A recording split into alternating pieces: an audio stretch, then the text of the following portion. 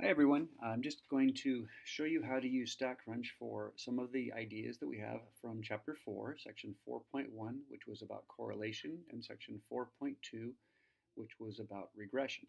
Okay, so I've already opened StatCrunch and I was ready to go. I'm going to pick this data set right here, body temperature and heart rate by gender. I'm just going to load that data. And I wanted to see if there was any connection between body temperature and heart rate. So remember, when we're doing chapter 4, we're thinking about bivariate data, meaning there's two variables, and we're looking for the connection between those two variables. So one thing that we can do to visualize the difference is we can use a scatter plot. So if I pick graph and go down to scatter plot, then I have to select what I'm going to use for my x variable, which in the book or in the homework they might refer to as the predictor variable. I'm going to try to use the body temperature. Maybe if you have a higher temperature, it'll cause your heart rate to go higher, possibly. And there's heart rate. And we can do groupings by gender, things like that, but I'm not going to. I'm just going to look at simply body temperature and heart rate and click compute. And there is our scatter plot. So what we can see here by looking at the data is that the data is spread all over the place. It's not in any kind of a pattern at all. It looks like somebody I use the phrase, looks like someone just sneezed on the screen right there. It's spread everywhere and there's no discernible pattern. So remember that when we are looking for correlation, we're looking for a linear pattern, meaning something that looks like a line. And this very clearly does not look like a line.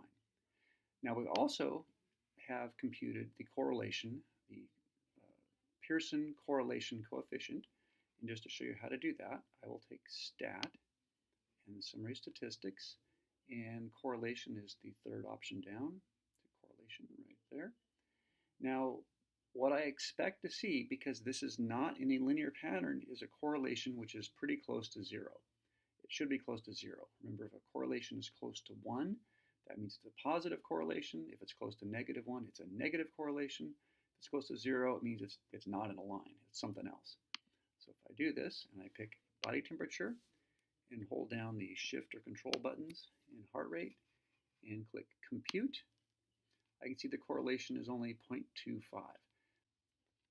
So because the correlation is not at least 0.361 on our chart, it's less than that. It's pretty close to 0, and so we see that there is no correlation.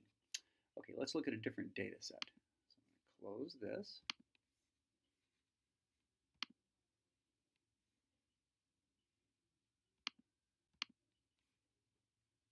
And I will open the NBA 2014-2015 season. Now, one thing that we could look at is a correlation between, for example, points per game and the number of wins you have. This might be something of interest. You might be thinking, I'm going to focus on points per game. What's the correlation? Well, if we look at the graph, we go down to scatter plot, and I might say the points per game will help us predict the number of wins we're going to have. And I can look at the picture and see if that's true. And I think we can see that there definitely is some kind of a pattern there. The larger the points per game, that's on the x-axis, the more points per game you score, then the more wins you get over the course of a season.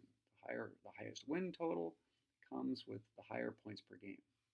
So if you look at the actual correlation number for that, go to stat, summary statistics, and correlation. We have to select the same variables.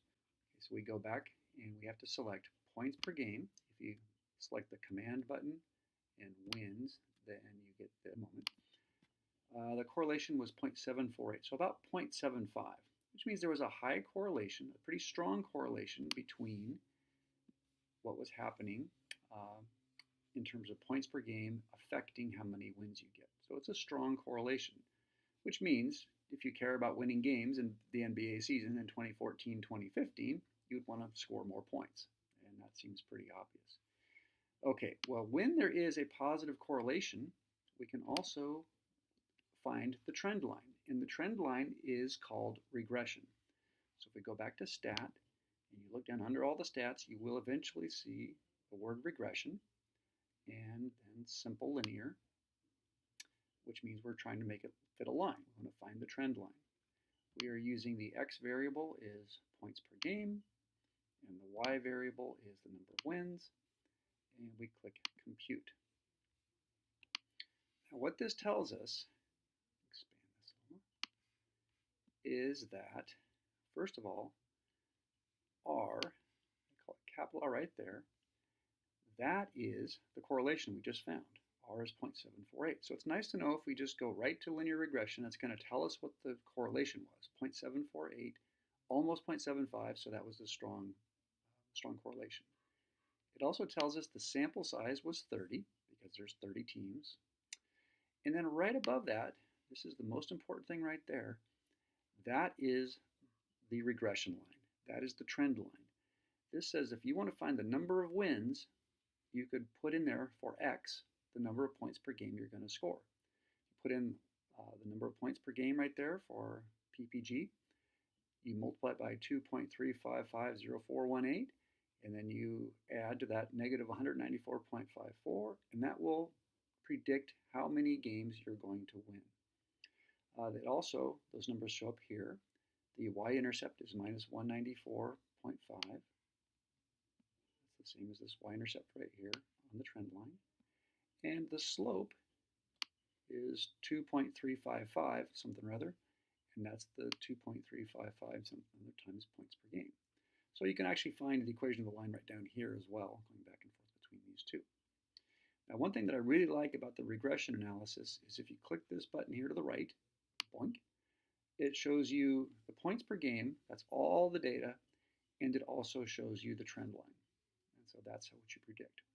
So if somebody scored 100 points per game on average, right here, you would predict that they would win somewhere around, looks like about 40 games. I'm looking across here, looks like you predict to win about 40 games. Now, if I plugged in x equals 100 and plugged it into that equation right there in the middle of the screen, if I plug in 100 times 2.355 and add negative 194.54, I'm going to see something that's right around 40, maybe 40, 41 games. Okay, that's all I'm going to do for now. I will be doing another video where we talk about residuals, and a second video in this same series that covers section 4.1 and 4.2. All right, let me know if this helps.